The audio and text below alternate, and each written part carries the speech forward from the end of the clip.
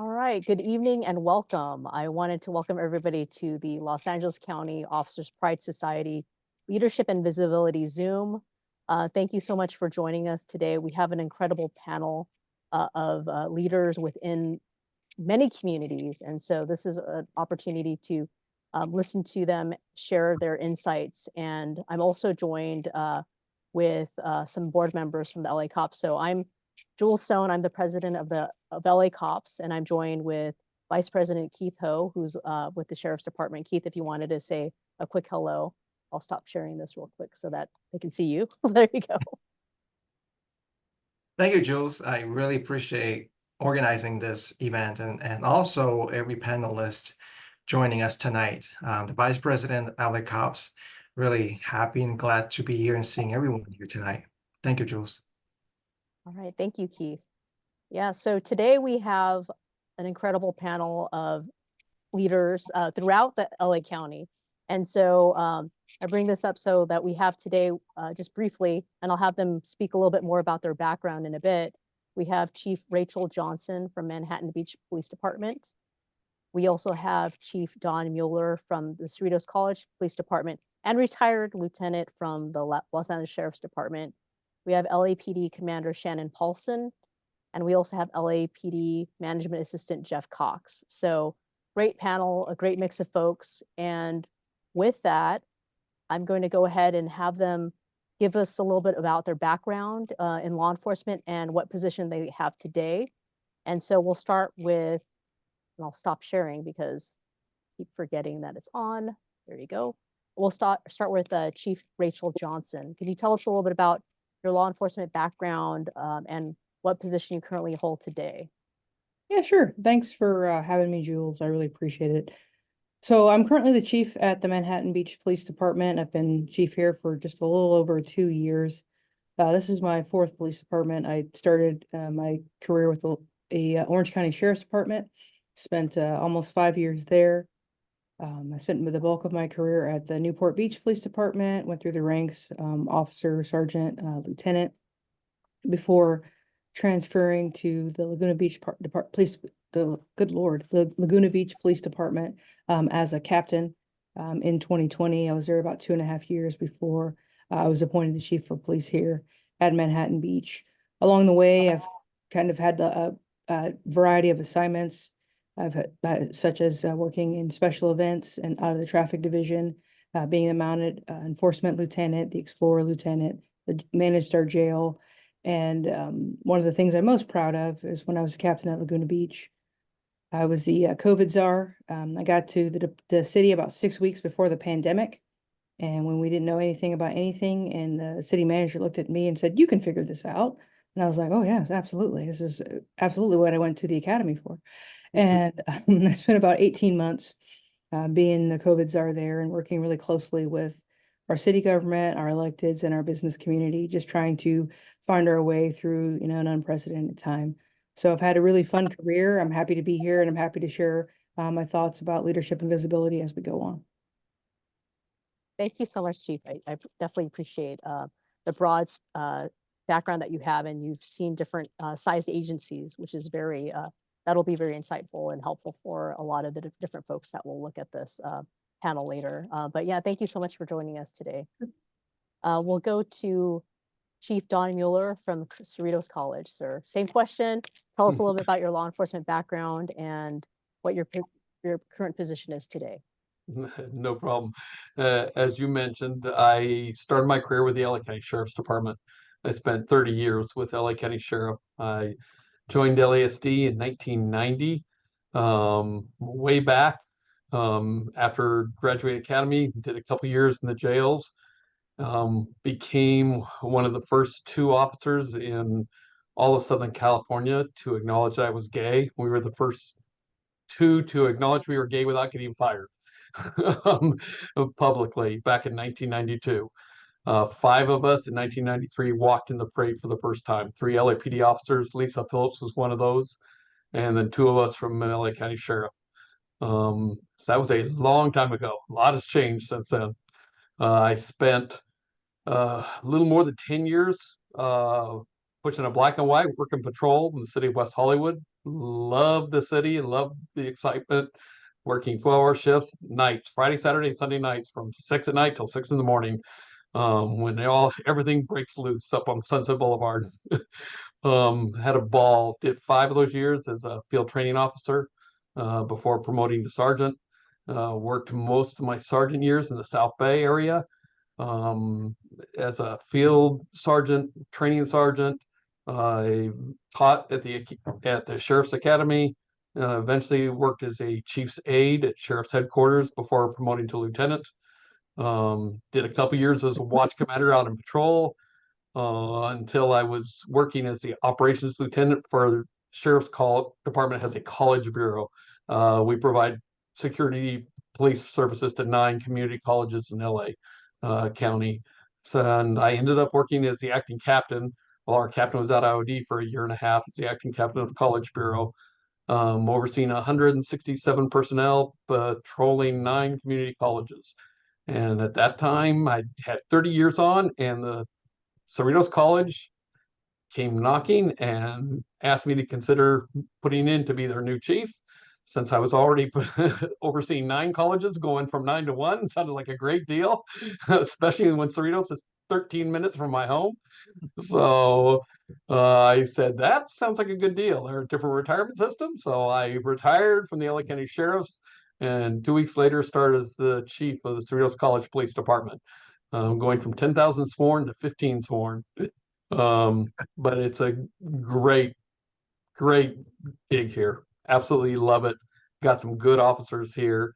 We have a full-time 911 PSAP. I have about 50 personnel here in the department, 15 sworn, and then nine dispatchers, and a whole slew of parking control officers and a few admin people. But it's a wonderful job. Absolutely love it now.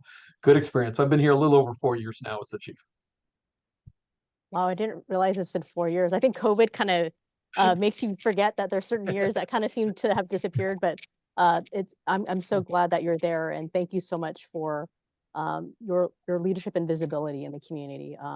Definitely love to hear a little bit more about the first LA Pride Parade with out officers. That's definitely something that I would love to hear a little bit more about. But thank you so much, sir, for sharing. And I'm looking forward to hearing from you again in terms of the next few questions. Thanks, Rob. Awesome. So next we have LAPD Commander Shannon Paulson. Ma'am, same question, law enforcement background, and what your current position is today. All right. Well, good evening, and thank you for having me. Well, I would have to include as part of my law enforcement career, starting at the age of 13 as a police explorer in a small agency in Orange County. From there, when I went to college at San Jose State University, I actually chose San Jose State because it was known as the best bachelor's degree in criminal justice, available at that time in the state. So when I went there, I ultimately became a police cadet for the State University Police, and then expanded that role into an evidence technician and a backup dispatcher as well. That was one of those small agencies where you could wear a lot of hats. Left college without a degree when LAPD offered me a job, and got hired in 1991. So I'm closing in on my 33rd year here as of November with LAPD. So worked multiple divisions as a police officer and then a field training officer, promoted to sergeant in 1998. And at the sergeant rank, spent many years as a field supervisor and then an assistant watch commander, and then as an OIC in several specialized units, primarily within emergency operations and emergency services. Made lieutenant in 2008. Was a watch commander at 3 different divisions, then ultimately ran a task force, a violent crime task force, for almost 4 years. And then assisted with the transition of a smaller agency that was assumed into our department, and ended up as the administrative lieutenant there prior to making captain in 2016, December of 2016. Actually, Christmas 2016 was my first day as a commanding officer of the patrol division in 77th. So 77th Patrol. Spent a good solid 2+ years there. Went back to the specialized division that we had taken over and transitioned, and spent about 10 or 11 months there as the commanding officer, and then ended up in February of 2020. Since we've all had our experiences with COVID, ended up as the commanding officer of Wilshire Division in Mid-City. Was there about 2 weeks, was able to have one community roundtable, and then the World Health Organization declared it a pandemic and we shut down everything. So I spent the next couple of years there in Wilshire Division, unable to eat what is known as some of the best food in the city because all the restaurants were closed, and meeting a lot of my community, unfortunately, via Zoom. And then ultimately made commander. I've been a commander here at Counterterrorism and Special Operations Bureau for almost, actually, it is about 3 years this month.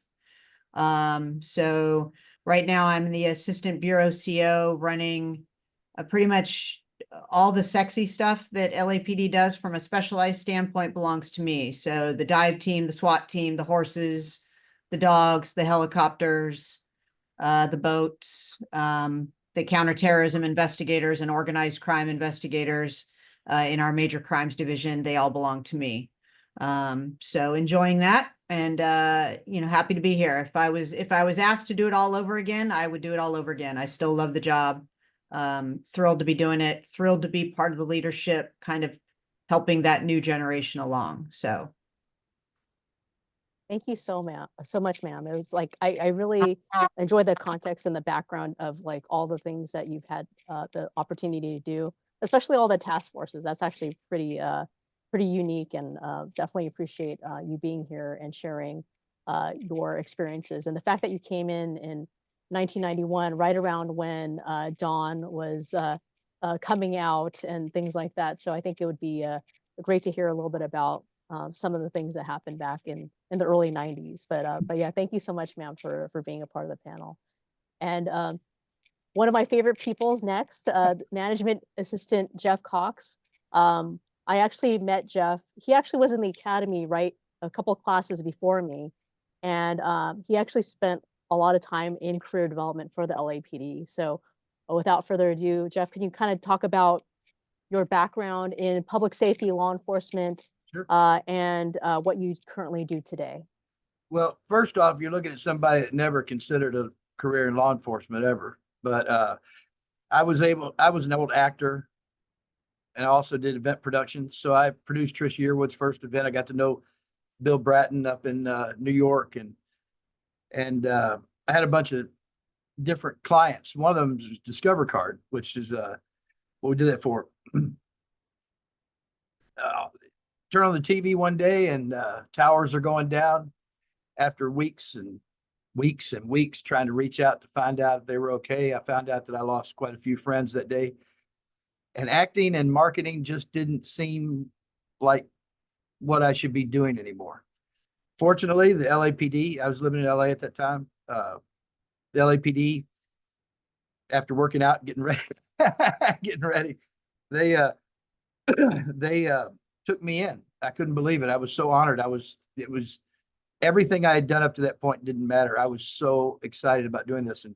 And I loved the academy. I remember you from the academy. We were always just a couple classes ahead. But during the fifth suit training, I ended up getting hit in the chest and having a heart attack. I realized at that point that if I couldn't serve the people of Los Angeles, I'd be honored to serve those who do. And they were very gracious enough to offer me a civilian position, which I have treasured since that day. I have a debt to the LAPD that I don't think I can ever repay for what they've given me. And so they initially put me in medical liaison for a little bit. The person who was my boss over medical liaison went to career development, and she said, I got to have this guy because he can talk to anybody. I don't care. He's not afraid. So I ended up in career development about 14 years, and they decided to go in a different direction. They have a lot more people. It was just me for years. I mean, that was the guy. And so then Pete Casey, who's on our our board as well. He's a fantastic guy, a fantastic friend. He offered me a chance to help the Parker Foundation, the William H. Parker Los Angeles Police Foundation. So I've been exposed to some of the best people like President Dave Fryer and others who have taught me so much about raising money, dealing with the community, what the department needs, what we can fund, what we don't.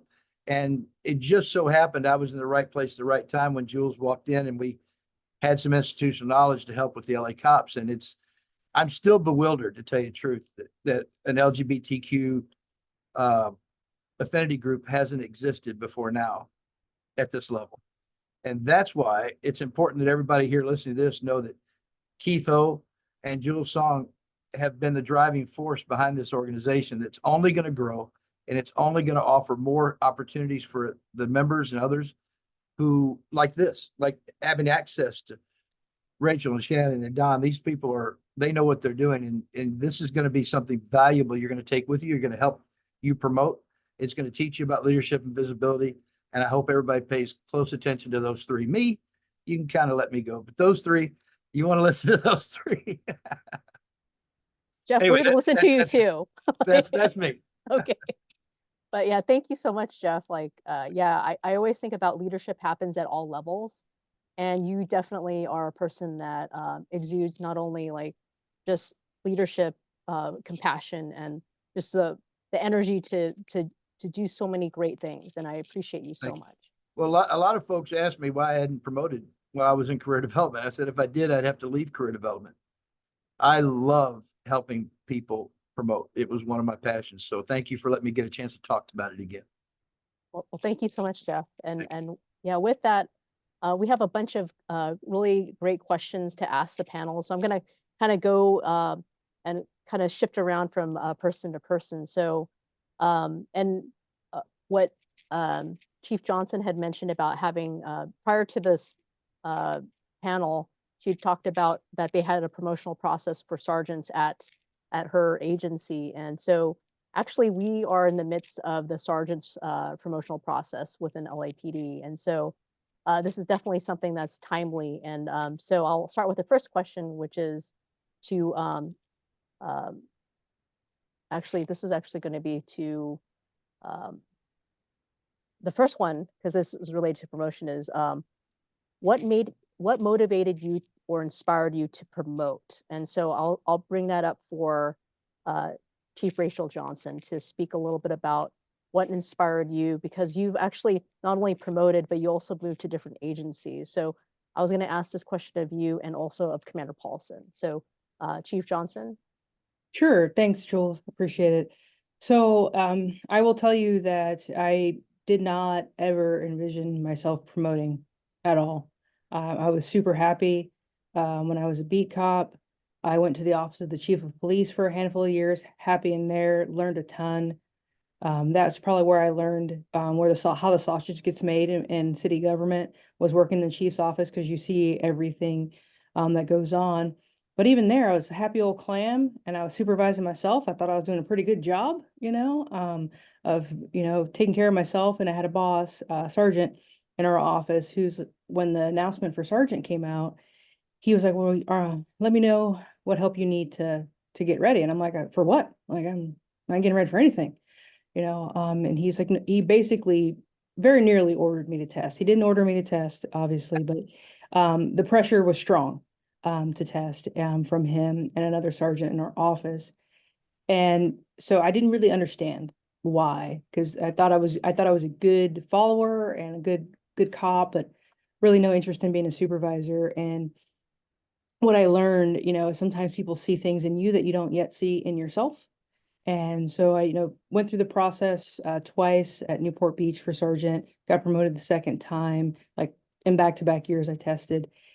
And, once I, got my wits about me as a sergeant, I kind of understood perhaps why he was pressing me to test. It's just because I cared about people a whole lot. And that's a lot of what you do as a sergeant, is take care of your flock quite a bit. And I cared about the department a whole lot as well. And, he saw that before I did. And so that was really how I started down my path like ultimately that's culminated in becoming the chief of police. But I'll keep it real with the panel. Like I did take the lieutenant's test because I didn't want to work for some people who were testing. Like I'm just going to keep it real for the panel. I was having a great time. When as a sergeant, I was in a really fun assignment, had a great partner sergeant, and life was good. And then, the gossip starts when, the test is coming, who's going to test? And I was like, oh no, no, no, no, no, no. Let me crack open the books. And so while I was motivated in part by some of my colleagues who were testing, overall, the promotion to lieutenant was really brought about because like being a sergeant was great. It's the greatest job on the planet. It truly is. But my influence in my organization was quite limited as a sergeant. I had some influence. I could do some things, but there are other things I just couldn't make happen. And that was just by virtue of my position in the organization. And so promoted to lieutenant afforded me those opportunities to do more. I wanted to have more of a say in the quality of life of the people that worked for me, more of a say in what we did for training and how structured that training was, and more influence on my officers' careers in terms of being able to approve training for them, being able to approve, days to go spend time in the detective bureau for people who wanted to be detectives. And so that like promoting to lieutenant really afforded me all of those things. And so that was one of my primary motivators for testing for lieutenant. And again, I'll say this because it's true. I was like, oh yeah, I'm good. I remember having a conversation with my wife when I was a watch commander. I'm like, babe, this is it. Like we have reached the mountaintop. I'm going to be lieutenant. But being a watch commander is great. I'm having a fun time. I hope to transfer out of the bureau at some point and go to another assignment. But like, I'm good being a lieutenant. This is great. I love it.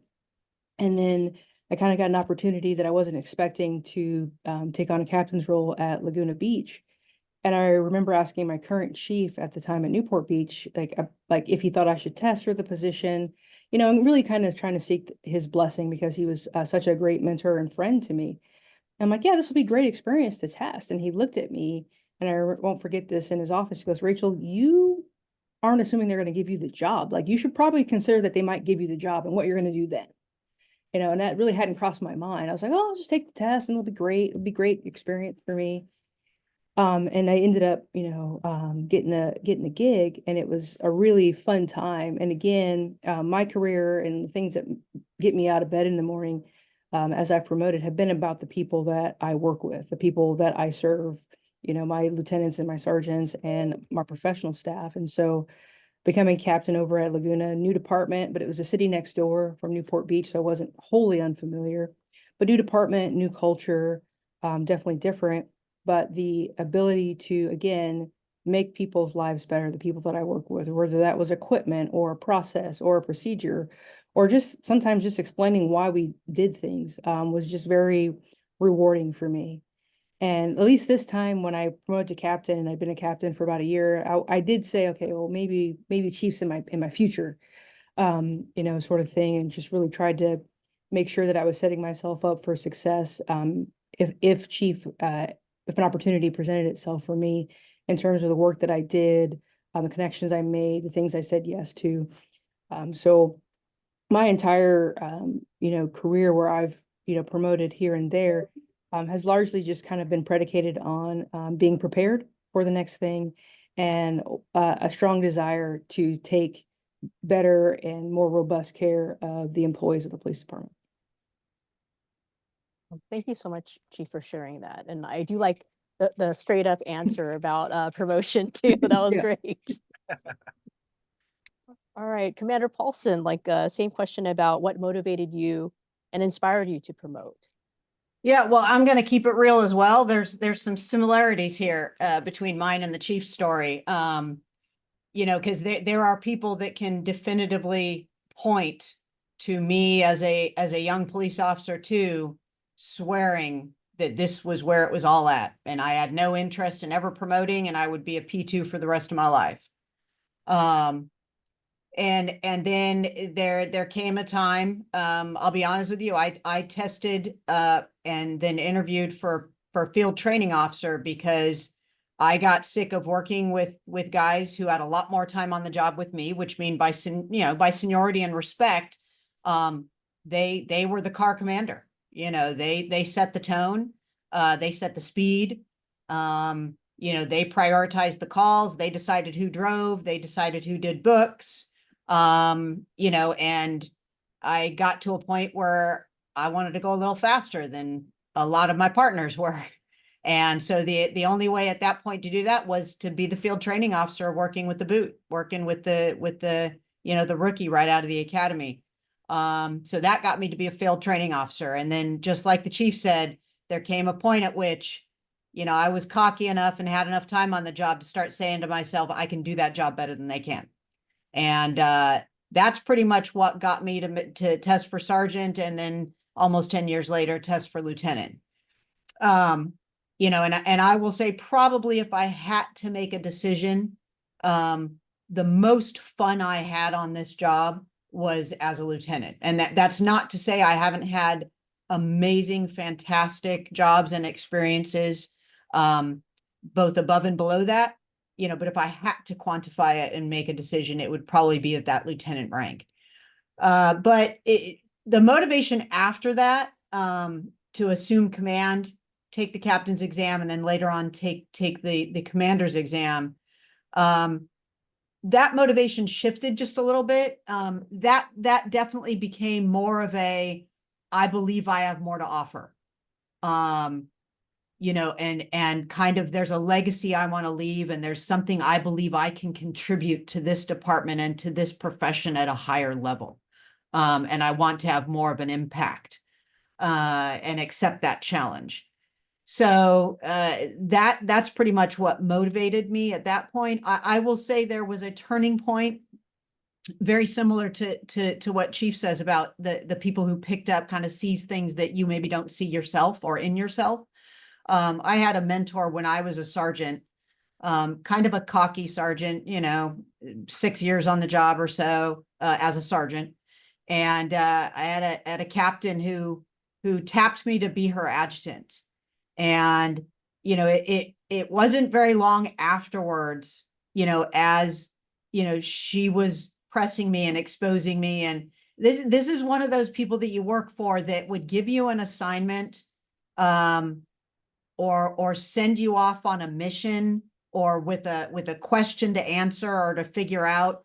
And you were never sure if she truly didn't know the answer, or if this was all a learning lesson for you, just, you know, that you know, a mission for you to learn from. And she would jokingly say later on that, you know, she was rounding my rough edges as an adjutant. You know, she was an up and coming captain. She later promoted to commander. I ended up working for her twice. She called me back right before. It's probably my experience with her that got me to rank high enough to promote to lieutenant. Was the second time I worked for her here in the building when she was a commander. But she, you know, just like the chief said, she saw something in me, and this cocky, rough field sergeant who swore she would never do anything but be a field sergeant. And definitely did round the rough edges to the extent that they could be rounded. And so I probably are the department has her to blame, for me being where I am today. So I'll leave it at that. All right, thank you so much, Commander. And I do like that both you and Chief Johnson talked about mentors. So we have a question about that a little bit later, but thank you so much for sharing that. So I have a new question, which is related to promotion, but what guidance can you provide to folks who want to promote? And so especially since we have, it's related to the first question. So I'll go to Dawn first, and then I'll go to so Chief Mueller, and then Chief Johnson, and then to Jeff, because Jeff is definitely somebody who, and I'll have Jeff actually answer two questions. But first, we'll go to Dawn about what guidance would you give to provide to people who want to promote. Well, I think my first point, which may sound strange at first, but I will be happy to explain. Don't promote too quickly. Don't skip out on your patrol experience. You can't be a good supervisor until you're a good officer or a good deputy first. And the only way to do that is time. You have to do the job first. There's just no shortcuts to it, in my opinion. It sounds like Commander Paulson and Chief Johnson both went kind of the same experience I did. All of us did quite a bit of time in patrol. You don't earn respect from the people you work with unless you know how to do the job also and are able to do it. So I have friends that came out of good universities, and I came from a good university, but I did more than 10 years as a deputy before promoting to sergeant in a black and white, not in a specialized unit, out on patrol. That has made my career so much smoother moving forward because I earn the respect of my peers, especially for those who are of us who are gay or lesbian, where people question us already for that. I outproved everybody. I gained that reputation. Everybody knew I was a good street cop because I did the job and I was out there as a field training officer for years. I could outperform 90% of my peers. When I finally promoted, that went miles on gaining respect from the people who you're going to be taking care of and looking over. So don't skip out. Don't promote too quick. Just because you have a degree, don't do 1 year in patrol and then take the test just because you can.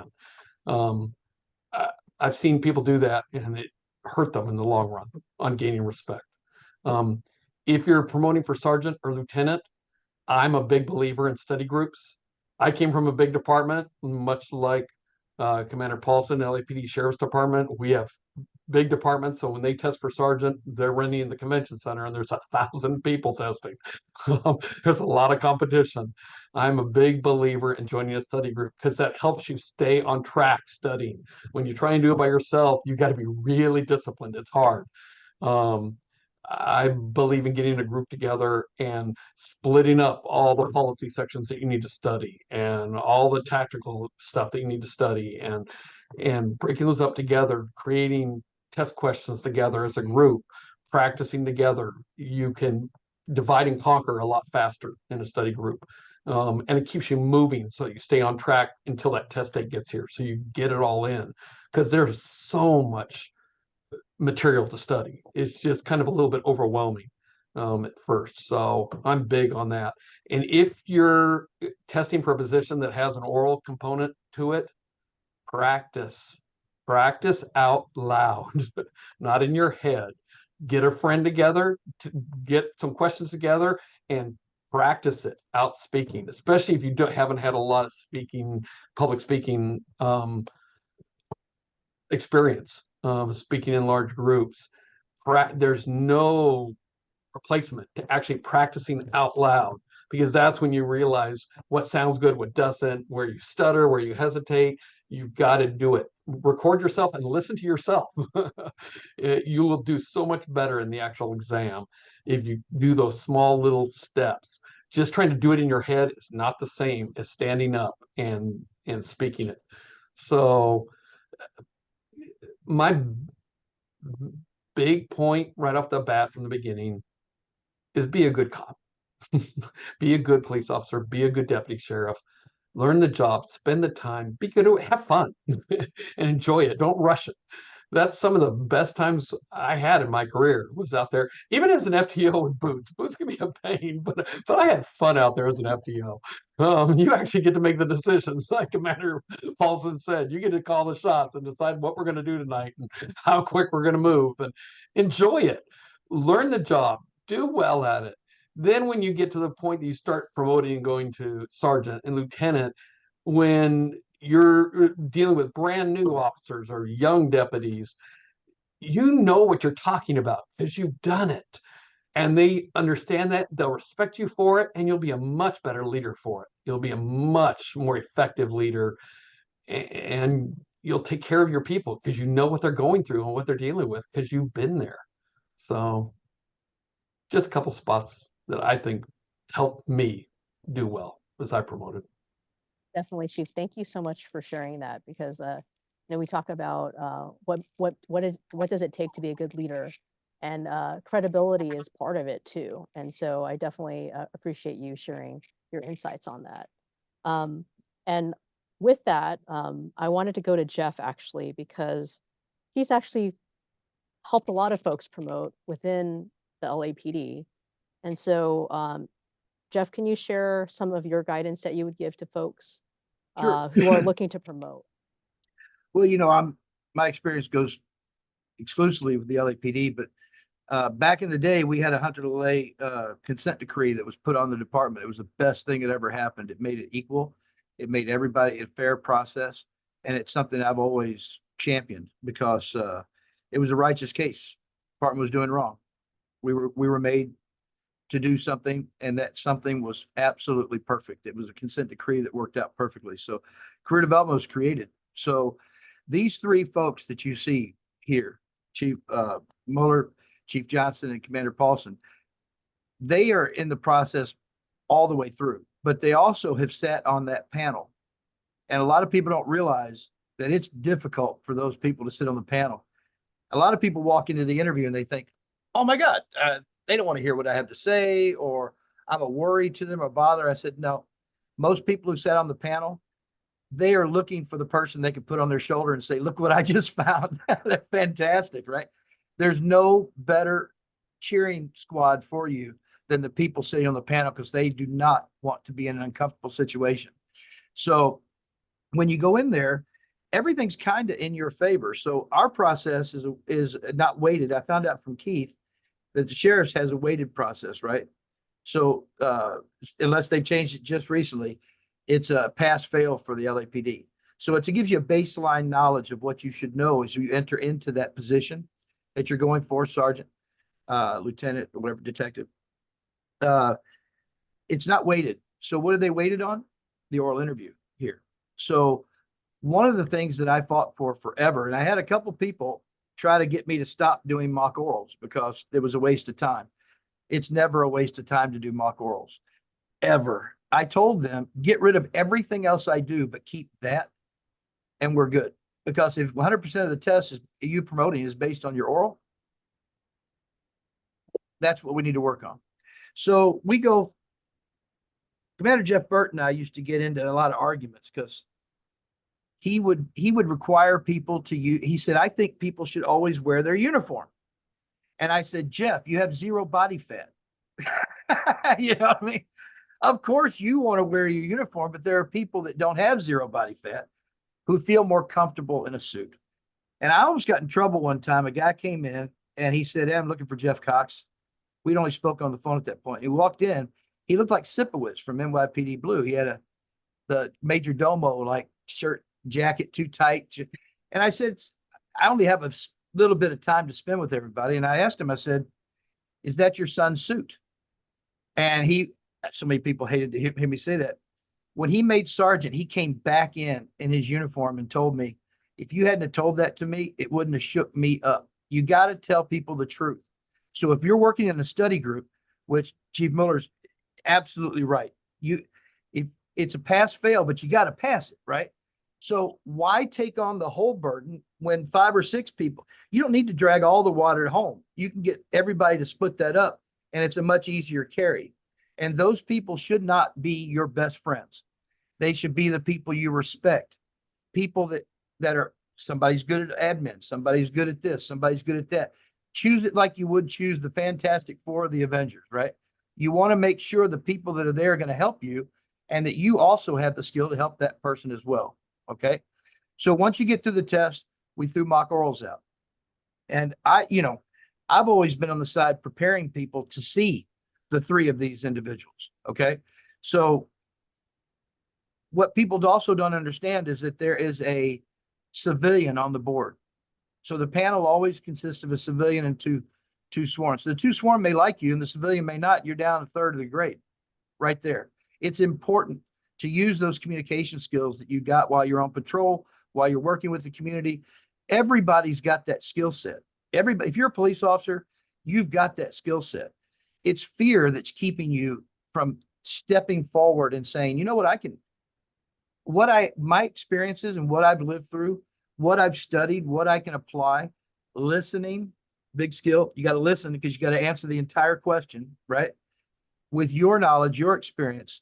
And once you put those things into play, you'll find, just like I hate the word interview. It's a horrible word. This word interview is designed for people who are desperate to find somebody. I prefer the word conversation. All right. So if you sit down, you just have it, you're getting to meet 3 new people. They're asking you questions about your favorite topic, which is you. Now, I always, people say, well, it's not that easy, Jeff. No, I understand it's not that easy. But if I can help you or help anybody get through the fire of fear, you'll find out that you'll make contacts. You'll have, oh, Rachel, she's fantastic. She was so nice in the interview. Well, yeah, because she wants you to be good. And so a lot of people don't realize, and I know I've been going a little bit long, I apologize. Let me tie this together. A lot of people don't realize that that interview is your chance at the plate. That's your swing at the bat. And like Commander Paulson said, she knew she could do that job better than other people. That's what you got to go in with.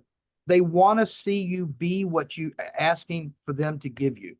And if you go through and you lay yourself out, you know the material, and you practice out loud, best advice right now so far, your mind has got to get used to hearing your voice say those words.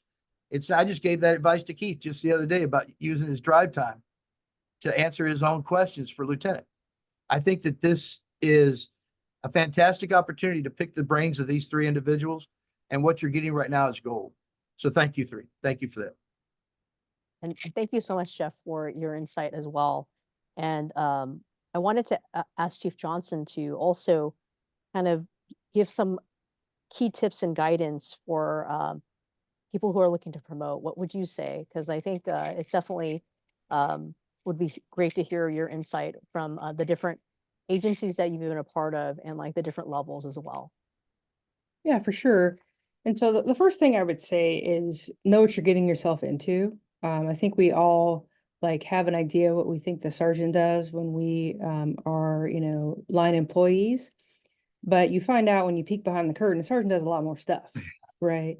Than you thought that they did, right? I'm like, yeah, I can run a perimeter and a containment. That's great.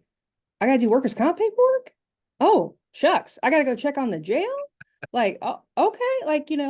And so make sure that you have a full idea of what you're getting into, because sometimes I think what we see, especially when you're a street cop, you see the highlight reel for the supervisor, right? They come out to your call, they help you out, they pat you on the back, you get used to force to come check on you. They seem half asleep in the watch commander's office when you go in at 2 a.m. about your paper. And you're like, I could do this job. Like, this guy's doing it. And there's a lot more nuance to it. And so have some idea, talk to some people that you know and respect that are in those positions, and have a full idea of what you're getting yourself into. Not just for the fact that you might get the job and you don't want to be surprised, but also it really helps inform your preparation for the process. If you know that there's a lot more that you have to do with your employees that you weren't expecting from like a human resources side, like if they get injured, what do you do? Or if they have issues, what do you do? If someone calls you with an off-duty incident, what do you do? If you have that understanding, it really informs your preparation. It informs the things that you think about when you're preparing for the test and when you're preparing for panel interviews. So have a real idea of what the job is like. When I was looking to promote to sergeant, we had a couple of incidents on the shift where we had some issues in the jail and in custody death and things like that. And once things settled down, I went and talked to the sergeant. I'm like, hey, what did you do? What were your responsibilities? What was your first priority? Really have an understanding of what the job is about. And sometimes that can be hard when you're doing your job as a line employee to really have that understanding. So take the time to talk to people about that. But also seek opportunities that showcase your talent. Because a lot, I've worked in small agencies, small to mid-sized agencies. All of our panels consist of people who are not affiliated with the department. We get sergeants and lieutenants and captains from other departments to sit on our panels. So you're talking to strangers and who have a limited amount of time to review your resume and your application. And so what they really learn from you is what you provide them in that room. So you really need to kind of hone in on the things that you can do ahead of time to showcase your talent. When I was in the chief's office, my boss asked me one summer, he's like, hey, we need a policy on critical infrastructure protection. Like, I want you to do that. And I was like, say what? Oh, okay, man. Like, I'll figure it out. Right. And so, it took me a couple months. He helped me along the way. But when I was testing for sergeant and they're talking about a project that I worked on, one of the questions was a project that I worked on that involved other city departments, and people outside of the police department. I'm like, yeah, I wrote this policy and, here's how I did it. And I had to work with public works, and I had to work with community development, and I had to work with finance, and I had to work with our helicopter bureau, to like fly over places and get overheads and all these things. I had a lot of things to say that I did, that were very true and real, that showcase my talent and my ability to think beyond just the confines of, a line police officer. And so seek those opportunities out, to showcase your talent.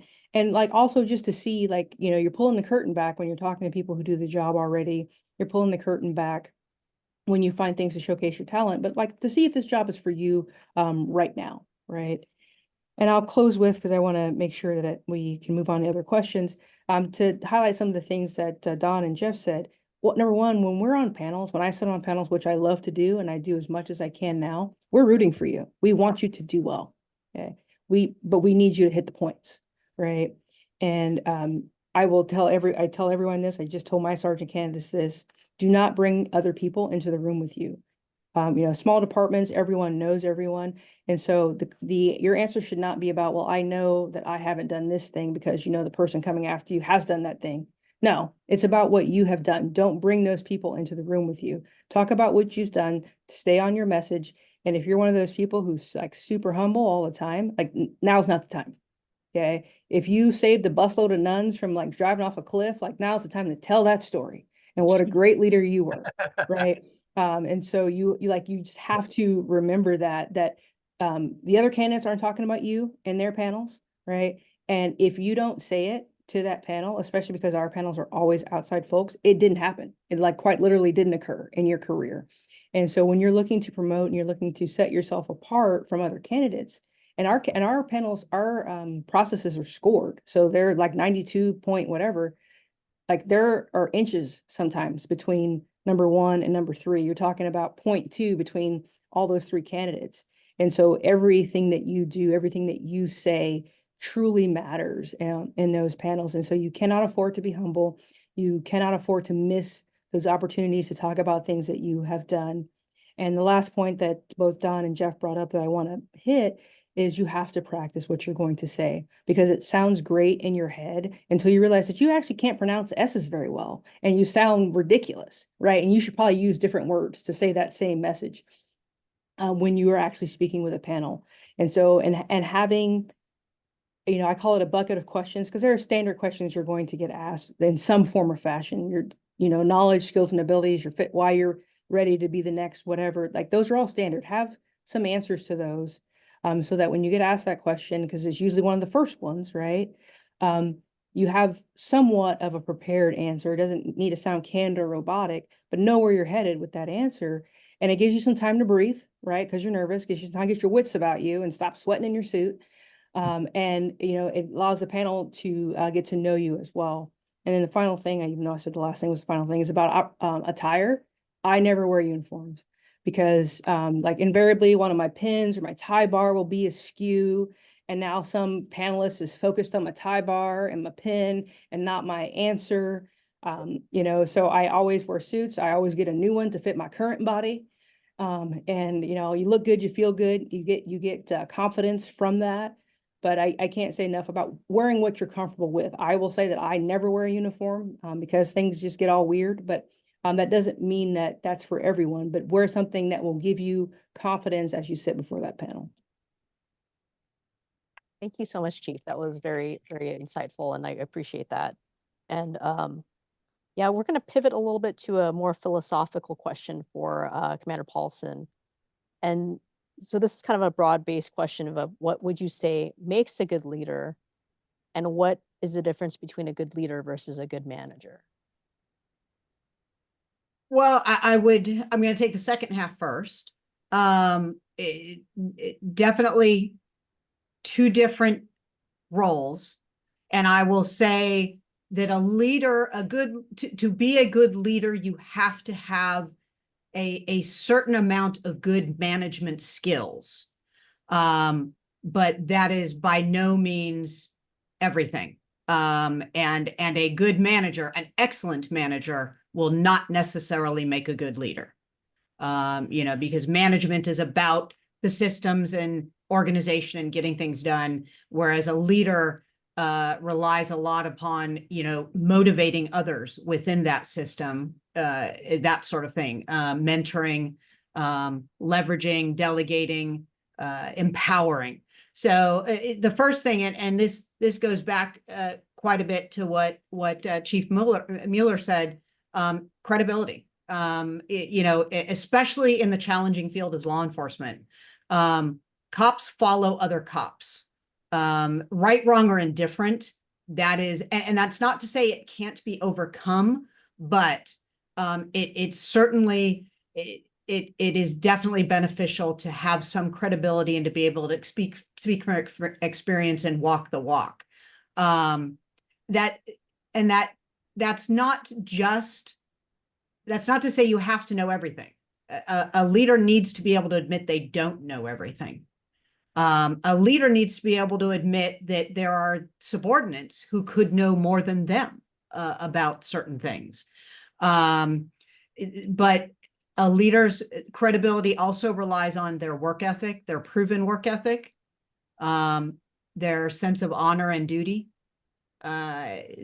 several intangibles, that sort of thing. But from the other side also, a leader has to be accountable to the organization. So they have to hold those beneath them accountable, which means at times you have to make hard decisions. You know, discipline is part of your job. You know, there for many years, from the rank of sergeant, actually, I had a saying taped to the back of my clipboard when back in the day before computers, when you would handwrite your sergeant's log, and taped on the underside of my clipboard every day was a saying, "Let the ghost of no police officer ever be able to say, if my sergeant had only." And that was to remind me every day that there are some hard decisions I may have to make. There, you know, might be a time when I need to make an unpopular decision to hold a subordinate accountable. And my only hope could be that perhaps 10 years from now, when that young officer maybe is in my role and understands, you know, the more global picture, understands perhaps the risks that they were engaged in at the time, they might look back on that and say, you know, something, you know, Sergeant Paulson wasn't as much of a jerk as I thought she was back then.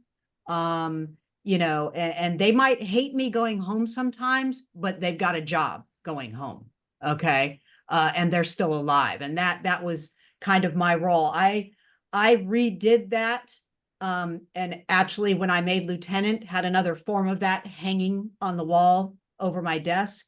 When I made captain, I had actually had a plaque made that said, "Let the ghost of no police officer ever be able to say, if my captain had only."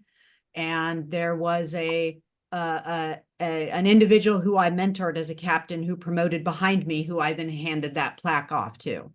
And I'm happy to say she actually is in an office down the hall from me now, having promoted to commander herself. And that wood plaque, I noticed, still sits on her wall in her office. But you also have to, a leader has to be able to show that they care, you know, and your people need to know you care before they're going to care what you know.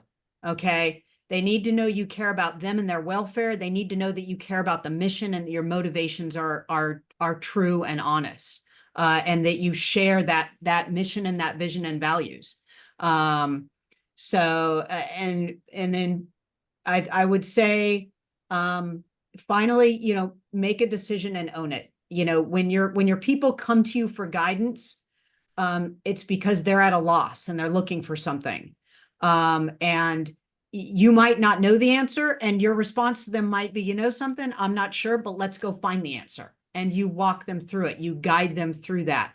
And then they trust that when you do give them advice, you're giving them the best advice. You're not misguiding them, at least not knowingly. And you own that decision. If that decision turns out to be perhaps the wrong one, you own it. You know, you live by it, you debrief it, you share that with others so that as a team you can learn. I mean, there's a lot more we can go into, but I'll leave it on that at that. Thank you so much, ma'am. And I really do like that quote, because that's really puts into perspective what the essence of being a leader, especially in patrol and just law enforcement, public safety is about. So thank you for sharing that. And the next question I have for the panel is actually related to that. And it's actually kind of segues off of the concept of leadership. And it's really about how important do you think visibility plays in leadership positions? And so a lot of times we represent many different communities depending on who we are as a person. And so I'll open up that question specifically for Chief Don Mueller first, and then I'll go to Jeff and then Rachel. So Chief? Well, in the aspect of this forum that we're talking about with LACOPS and promotional exams, I mean, I kind of see two aspects of visibility that are important in the subject matter we're talking about. One is visibility as a leader, as a supervisor.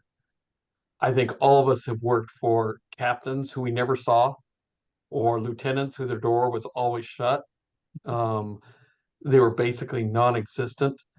That is not a good leader. I never respected those captains.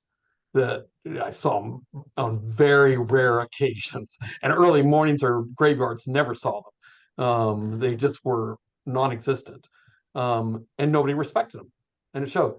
To be a good leader, you have to be visible with your staff, and not just visible, accessible. You need to be out with your staff. That means getting out of your office. And that's hard to do sometimes because we have our own responsibilities. We have our own reports. We have our own meetings. We have our own Zoom meetings, and all these things. But you have to force yourself to get time to get out and get with your staff and your people, to be among them and spend the time to be accessible to them, to stop and talk with them in the mornings, ask them how their weekend was, ask them how their kids are doing. Ask them if they're coming back from, if they've taken days off because they were ill, find out if they're feeling better and how they're doing, and listen to them and listen to the answers. It comes back to what Commander Paulson said. They have to know you care. To be effective, you have to be visible, you have to be accessible, and they have to know you're real and you're genuine and you actually care. So as a good leader, you've got to be visible as a leader. Now, in light of us talking from LACOPS, I personally think there's a huge importance of being visible as LGBTQ. And that does not mean you need to be a poster child. I'm not saying that in any way, shape, or form. But in order to be a true quality, confident leader, you can't be ashamed of who you are. And you can't be ashamed of who you love and who you go home to. If we had a straight captain, male or female, who was married and they hid who they were married to, everybody in the station would be like, what the heck is going on talking? Something's wrong. That is just not normal. And then, but we think it's normal for us to keep secrets. It's not healthy. When we hide who we are and make up lies about what we did on the weekend and who we went on vacation with and where we're going out to, and try and keeping track of all the lies we've told everybody, to keep hiding who we are, that creates stress, that creates anxiety. We are not going to be effective to our full potential. It's impossible. To be an effective leader, you have to be comfortable enough to know there is nothing wrong with you and you're good at what you do and you deserve this position. You earn this position. I am a good person and I am not ashamed of who I am. And I have no need to be ashamed because I do the job damn better than half these other guys do. It's just kind of taking pride in who we are. And I think that is vitally important, one, for us to be effective. Because the minute you're able to acknowledge that weight is lifted and you're able to actually focus and do your job effectively. And two, it sets a tone to everybody else. It is hard. It's just a bizarre thing to me, but I cannot explain how how much other straight officers come to me with their marriage problems because they trust me because I'm so open about who I care about. They feel like they can't tell other cops because they're ashamed, but they can come talk to me, and they'll pour out their life story about their kid who's got a learning disability and their wife who they don't even love anymore, and all these issues that are going on. They pour their hearts out. But there's something about us being vulnerable enough just to be honest and real, that sends a message to our troops that they can be honest and real with us. And it just brings down all those walls and those barriers. And you become a much more effective leader, a much more effective friend, a better mentor. You can't do that if you're hiding part of who you are, or more importantly, ashamed of who you are. So, yeah, I think visibility about our true selves, our lives, and an accessibility to our staff as a leadership role in both aspects is it's the utmost importance. I mean, either one of those, you take away either one, and you're not going to be effective as a leader. Either way. Thank you so My much, opinion. Chief. No, My that's, well, this is why we have everybody on the panel, because it's definitely helpful to have different context and just guidance, because you all come from different perspectives and have all in different facets been very visible in leadership positions. So thank you for sharing that. And I would like to go to Chief Johnson, because I do know that I've seen her at different events, and people come up to her, and she's very visible in different spaces. And so I wanted to ask you, how important is visibility and leadership? Sure. So I will start with, I would love to live in a world where that wasn't a question, right? And that we kind of just, valued people for who they were as people. But I also live here in the real world, and know that visibility is super important. And I really wrestled with visibility for a long time, not because I wasn't out, not because I wasn't proud, because I just didn't want it to be a thing. I just wanted to be Rachel, right? And so I really struggled mightily with kind of accepting that people look to me for leadership, that African Americans look to me as someone they could aspire to be. People in the gay and lesbian community do that as well. It took me quite a while to kind of make my peace with that, because I really just wanted to be me and not have to deal with the other parts of it. But I will tell you that I fully embraced it probably when I became chief. Like I said, I've always been out. When places I've worked, everybody knew when I got divorced, everybody knew when I got married again. Like, I've never hid those things from anyone. But as a chief, a couple events I went to right away, and I had people, complete strangers, like, you're an inspiration to me. I've been reading about you, and I'm like, holy smokes, okay, I gotta like lean into this. I need to just have an appreciation for people in my life who showed me what was possible for other people. I'm that person. And so I really tried to be embrace it with a much more positive heart than I had before, and just realize that it's far more important, and the shadow that I'm casting is far bigger than myself. And so that's why I've really kind of stepped into that. But I'd also like to talk about some of the things that Dawn brought up in terms of visibility in your organization. I call, like, most of my days like death by, do you have a minute? Because my door is always open and people are always coming in like, do you have a minute? I'm like, oh, absolutely. Please sit down. I've only been trying to work on this staff report for a week. It's fine. Sit down, please. I'd love to hear from you. And so I really only close my door when I am up against it in terms of a deadline where I'm like, I have to crank out work, and I'm truly cannot see another person right now. And that's also when I ask my executive assistant to hold the line, keep the people out. Because generally speaking, I want people to come in my office and have those, what I call micro conversations, where we talk for 3 minutes about something and they leave, right? And we've learned a little bit more about each other. On my whiteboard in my office, I have the date of the last time I went to every briefing that we have for all of our shifts. to keep me honest. Because I'm like, yeah, I went to briefing recently, and I look at my calendar and it's been a month. It's like, okay, you need to get out of bed on time, and go to briefing. You need to stay for graveyard briefing. You need to go like do a hot lap through the detective bureau. Those things are really, really important for people to get to know you and not just that person they see, on I call it the Great Wall of Chiefs that we have in our department, where every chief that's been there, like they need to know you beyond that, right? And so like you have to make time for it. When I talk to people and they tell me about their kids and their kids' names, like I make notes in the notes app on my phone, like in their contact on my phone, like, oh yeah, this person's got 2 kids and one's in T-ball and one just lost all their front teeth, right? And their mom was moving in with them. And so and so that I remember the next time, like, how's it going with your mom? You ready to move out? Like to be able to have those conversations authentically. And when, I only have 120 or so full-time employees, like 20 or so part-time employees. But it's still hard to remember everyone and everything that they do. So you have to spend a lot of time with that, in terms of I write birthday cards for everyone. That can be a little bit rough in some of the months when a lot of people have birthdays, trying to be sincere.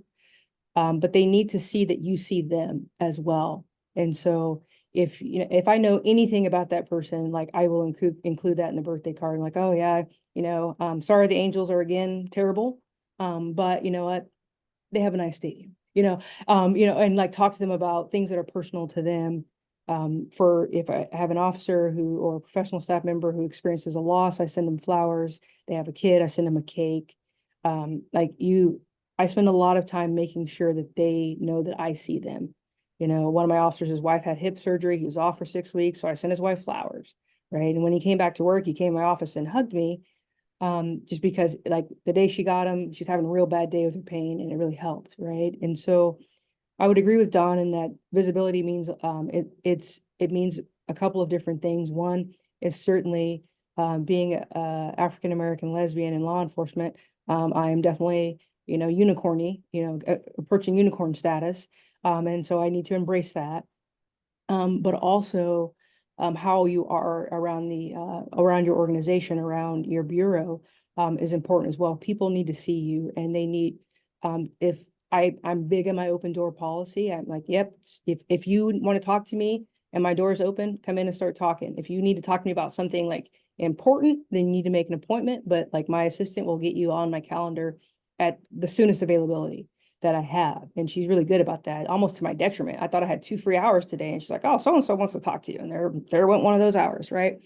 But it's really important that you live that my door is open policy about whatever it is, because those are the people that will support you. Those are the people that will fall in line with the things that you want to do for the organization, because to Commander Paulson's point, they've seen that you care about them and you're invested in them. Thank you so much, ma'am, for sharing that. It's yeah, I did see people running up to Chief at a couple of events, and so sometimes you can't help but be visible. And so I appreciate the insight that everybody gave today. And I see that we're running a little bit close towards our end time, but I want to definitely touch upon this last question, and open the floor for additional questions from some of the folks that are here. So this final question is, what is your personal leadership philosophy? And I'm actually going to start with Jeff. So Jeff, I had to convince him a little bit about being on the panel because he didn't really think of, when we think about leaders, we think about stars, right, on people's collars, but there are people who are just natural leaders in life. They motivate and inspire people every day. And so, Jeff, I would love to hear, what is your leadership philosophy? And then I'll go through the whole panel. Thank you. Well, the 3 people on this panel are fantastic, right? And they all have people working for them. They all have a crud load of tasks that have to be done. Somebody who's a worker bee at my level, or somebody it serves under folks like this, being visible is also being able to take on some of that responsibility. Be the person that says, hey, Commander Paulson, I can do that. And if you can't, she will actually, this is the thing that's good about great leaders. They will help you. If you have a deficit in your training or education or experience, they'll help you get there. They really will. Because down the road, cultivating that leader at the lower level is going to help them get past, and they're going to have a much better running organization. I don't know if you guys agree with that or not, but as far as leadership philosophy, kind of comes from Clint Eastwood, Dirty Harry movie. Man's got to know his limitations, right? If you jump in and you say, this is what I'm good at, not so good with this, it's okay to ask the people you work for help in turning that deficit into a powerhouse. There's not one person that I've met within the LAPD seriously who hasn't felt personal about helping people get the strengths they need and turning deficits into strengths. The more you have people do that, I mean, maybe I'm just talking crazy, but when you guys have an employee like that, they become valuable very quickly, don't they? Mm-hmm. So taking on the responsibility, taking on that stuff, I know it's not just showcasing your talents, but it's about overcoming the weaknesses and growing. Each person you work for wants you to be the best that you can be. And that's through honesty, transparency, and just seizing that opportunity. And I think, to me, that's a man's got to know his limitations. Thank you, Jeff. And he did warn me he was going to do a movie quote, but it's actually, yeah, it's a great one. And thank you so much, because Jeff will always tell you exactly what is on his mind and steer you the way that you need to. So thank you so much, Jeff. Thank you, man. All right, we'll go to Commander Paulson. What is your leadership philosophy? Well, I think, a couple things. First and foremost, never forgetting what our role is, okay, as public servants, as law enforcement officers. And the honor that is bestowed upon us, the privilege of being a police officer in service to our community. And I wear my heart on my sleeve in that regards. I make no bones about, admitting that, saying that, holding other people to that same standard or challenging them to meet that standard. I don't think we in law enforcement talk about the intangibles of honor and duty as much as we should, given the massive responsibility and authority that we have. It's those tangibles that keep us on that mission. So I think, having that discussion, and honestly, I think our younger officers believe in that. They might hesitate to talk about it because they don't think it's cool, and they're supposed to be the tough police officer and everything. But I think it's important. And when they know that it's accepted by their leadership or expected, and it becomes the standard, I think that's important. So, in setting that example, I think I take a great deal of pride in the fact that I do my very best to delegate and empower and develop. And that kind of goes to what Jeff was saying. My responsibility to this department and this community is to guide people in taking my place, quite frankly, to be the future of this agency and to continue to serve. So to delegate and empower them. And I think as a leader, that gets buy-in from them. Especially in law enforcement, you're dealing with a lot of A-type personalities. They don't want to be micromanaged. They want to be empowered. That's what they look for. They look for that opportunity. So, I take a great deal of pride in trying to provide that. Being willing, and in touch with where we came from. It's very easy at this level to get lost in the bureaucracy, to get caught up in the system just for the sake of the system. And so remembering, again, we are public servants. When it all comes down to it, it's about what we provide to the people dialing 911. and our ability to do that. And I think keeping that perspective as a leader is very, very important in an organization such as ours. And inviting that feedback from the people who work for you and around you, and even criticism at times. But I will say this in closing, tempering all of that with a recognition that by necessity, we are a paramilitary organization. And we are 911. And there will come times when I, as a leader, have a responsibility. I cannot at this time accept your feedback and your criticism. I need you to follow my orders. So, and again, coming back, accepting that responsibility and that accountability, because we have a role in a critical operation that serves this community in crises at times. And so if you're going to step up to that responsibility of leadership, you need to be willing to be the one making that call in those crises. Thank you so much, ma'am. And I'm going to go to Chief Mueller and then Chief Johnson. For me personally, my personal leadership philosophy, and I want to kind of speak to it from all levels of promotion, not just as a chief, but as a new sergeant, as a lieutenant, as a captain, and whichever level you're shooting for. For me, especially among the, and maybe this is worse among the men, but there's something about law enforcement. We have a lot of arrogance in law enforcement, and this badge among guys can go to their head. And a lot of people that rank seems to make you a better person, and that is not true.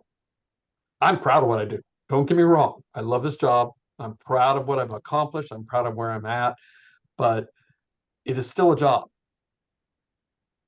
Being a lieutenant, being a captain, being an assistant sheriff does not mean you're a better person than the officer or the deputy that you're supervising. It just means you're paid more and you got some more responsibility. My personal philosophy in leadership is lose the arrogance and lead from within. And what I mean by that is being willing to jump in, show the troops that you don't expect them to do anything that you're not willing to do yourself and able to do yourself, to gain respect, especially when you're a new supervisor, especially when you just get promoted, you're a new sergeant or a new lieutenant. You need to be able to show that you know what you're doing and you're willing to work right alongside with your staff, not just I order you to do all the dirt work and I can sit back in my office. They need to know that you're capable, you're willing, and you want to work right alongside with them to help them, bring them along, so that, as Commander Paulson said, so one day they can replace you. That's what mentorship is. It's not telling people what to do. It's working with them and helping them develop so that eventually they can step up to the next level and you can step out. Respect doesn't come from the title. It just doesn't. You have to earn the respect. Putting on stars and bars does not gain respect. You have to prove that and earn that.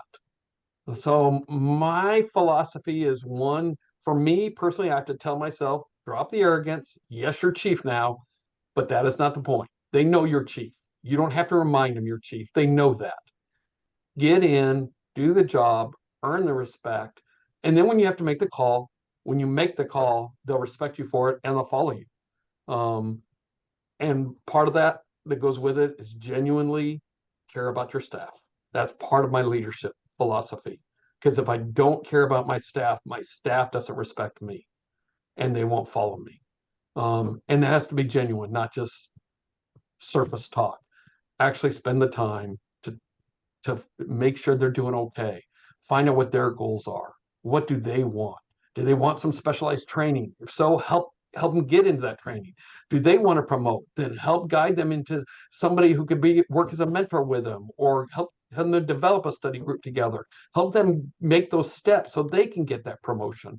I mean, find out maybe they're happy where they're at, and their main thing is they just need weekends off because their kid plays softball.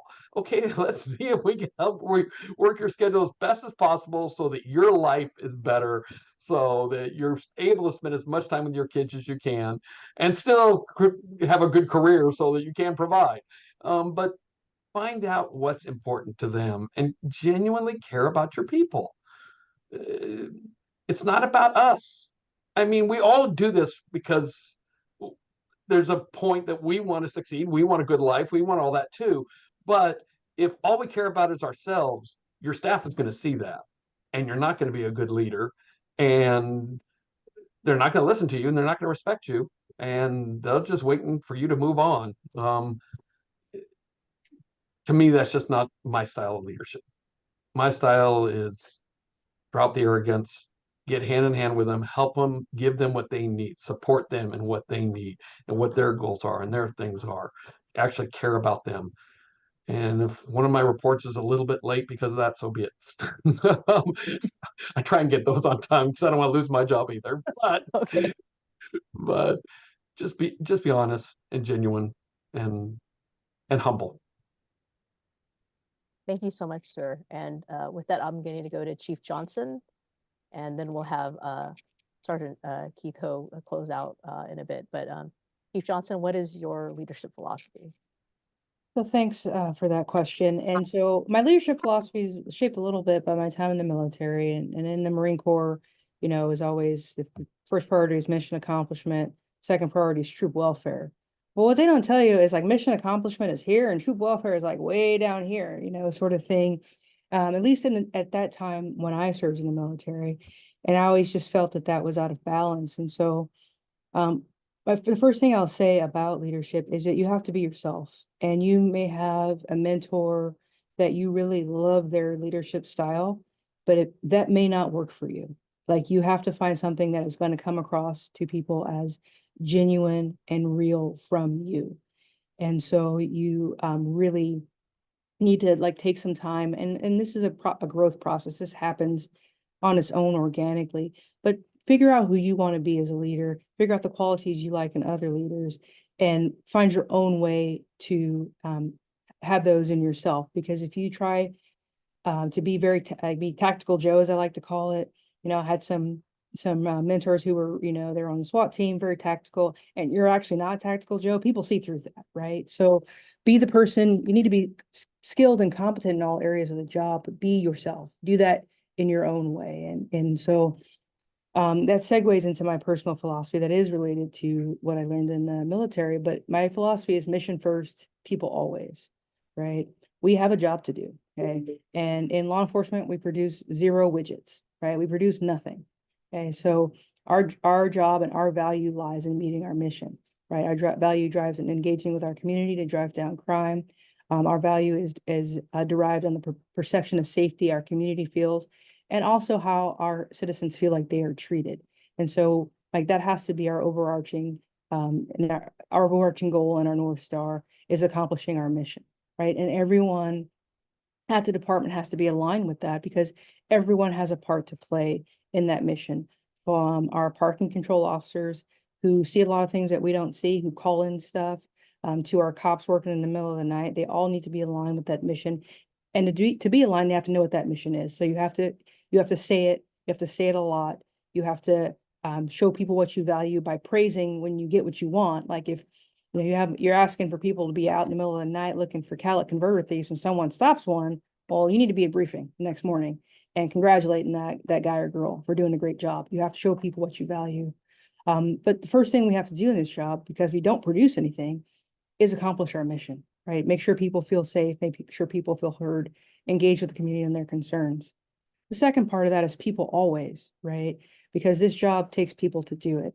And when I first started in law enforcement, and certainly when I was in the military, we were almost treated like tissues. Like we should be lucky to have them rather than us, rather than the department feeling lucky to have us. Like you're lucky to have this job, 1,000 other people lined up for it. Shut your mouth and be quiet, right? And it never sat well with me. Because people are at the heart of all we do, and you can't get anything done without the people in your department. And so for me, people always has like 4 tenets. And the first one is wellness, right? We're gonna be mentally well. You know, we're gonna provide opportunities for our folks to talk to culturally competent clinicians. We're gonna on the department's dime, anonymously, that you know, all they have to do is call and all the department does is pay. We're gonna make sure you have areas to be physically well. You know, here we have a couple of gyms. We also provide gym memberships for people who want to work out outside of work. We provide jujitsu as well, training for our folks and we pay for. But you need to be mentally and physically well, because this job that we do, whether you're sworn or professional staff, we need all of you here, right? And when I tell my folks is I need 100% of whatever you got today.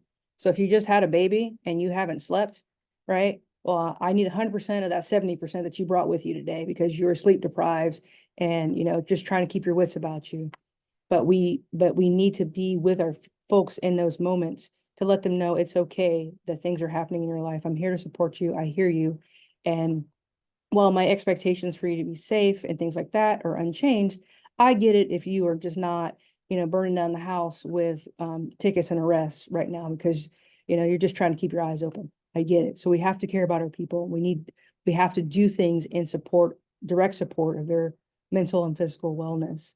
Second part is accountability, right? The same accountability that I hold my people to, I expect them to hold me to, right? Well, there's a lot of talk when I became a chief about accountability, and a lot of that had to do with visibility. People wanted to see the chief and see the captains and things like that, which means you got to show up to work, right? You got to, you know, come here. You know, I'm reliably here around the same time every day. I reliably leave around the same time every day. If that changes, I'll let people know. But we have to be accountable to each other in large and small ways. And sometimes accountability is just like, hey, man, this is the second time you're late to briefing. Hey, third time, I'm going to give you documented counseling. Sometimes it's as simple as that, right? Saving people from themselves. And so it doesn't have to be big things, but those small things prevent the big things from happening. And so the expectation that I have for my employees to hold me accountable, I expect that of them, and the community expects that of us, and we will meet those standards. The third tenet, there's only 4, in case you're counting. The third tenet is professionalism. Okay. For a long time in our profession, you know, we would no comment our way through press conferences. People would ask us questions and we'd tell them to go and be quiet and, you know, somewhat professional manner, but not often, sometimes not. And that time has passed. We have to be professionals. Like we are running a business. I am running a business here as a chief of police in Manhattan Beach. And we have to act that way. We're from little things like, we're going to return emails. And even if it's not our department, it's not your job, you're going to connect them with the person whose job it is, right? You're going to go call Allison in Public Works and you're going to make sure that's her gig. And then you're going to direct that person to Allison. We're going to be professional here. And that's from what we wear, you know, to how we conduct ourselves to when we show up and the service that we provide to the community. The community should never feel like when they call the police department or come to our front lot, that they are a burden. And I will freely admit to you that sometimes it does feel that way, right? With your frequent flyers and things like that, but they should never feel that they are a burden. We should always be professional and remember that the interaction that a person has with someone at our front counter or someone in the street, maybe their only interaction with law enforcement, and all of their opinions and feelings about law enforcement will be based on that interaction. And we have to remember that no matter what the circumstances are and how trying they could be. The final tenet of people always is succession planning. Like I was appointed the chief and I already had a clock started in terms of my time to be the chief here for myself. Like my boss didn't say you only have so many years you got to go. But for myself, I really wanted to come here, invest in the people in this department, and then I want to leave. And the reason why I want to leave is because I don't want to outlast the people who can replace me in the organization.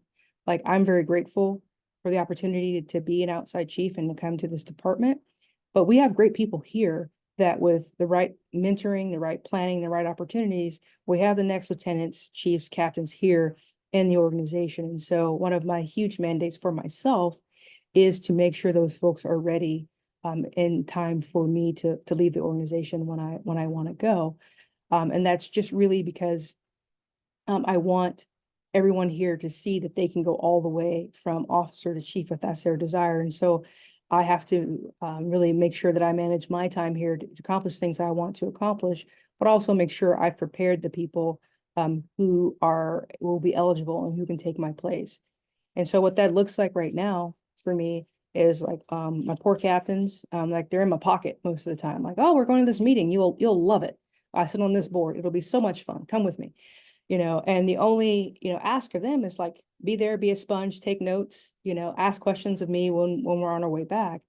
But you have to understand, you know, because I do have captains who aspire for more things. Like you have to understand the grind. Like you see me in the office and like today I'm wearing this suit and I got on like all white Converse and I'm being all cute, right? But sometimes I'm trying to keep awake in a board meeting, right? Like trying to like just keep myself motivated, right? Or staying late at a city council meeting and things like that. Like there's a grind to the work and you need to be exposed to all parts of it, the fun parts and the parts that are less glamorous, to make sure, again, to what I said earlier, that you want the job.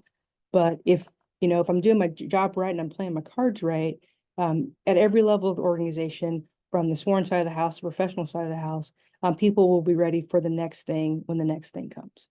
And so that's how I see the world. That's how I make my decisions for the organization. That's how we plan things, is just centered around mission first and people always.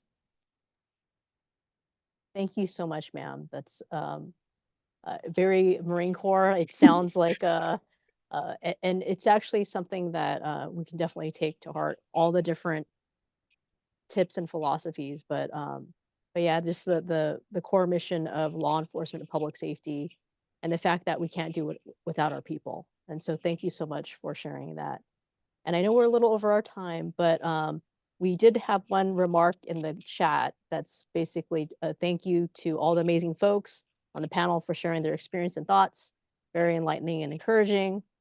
And so, yes, and that's exactly what I wanted to say. Thank you to each of the panelists for being a part of this. And thank you for your leadership, your visibility, your mentorship, and being willing to share your stories. Because I think that sometimes you have to see and really be able to see the potential of what you can be in the leadership that's ahead of us. And so thank you all so much for that. I'm going to bring Keith Ho, our Vice President, out to say a closing remark. And somebody also says, this has been amazing. Thank you all for being here. But Keith, if you can close us out, and thank you all again. All right, Keith. Thank you. Thanks, Jules. Thank you, everyone on the panel. Chief Johnson, Chief Mueller, Commander John Paulson, Jeff. What a great wealth of knowledge and information you share tonight to all of us. And this is what LACOPS is formed, and the reason for it, part of it is really the knowledge base and the education and sharing the information to the membership, because there are many other affinity groups, but something like us, as unique as this is like the first from a long time. And able to be in this safe space and having the membership to attend and listen to this great wealth of information from everyone with the past experience, and really make us say, look at it as, wow, this is what is in front of us. And this is what really that we can tap information and knowledge we can tap into is valuable.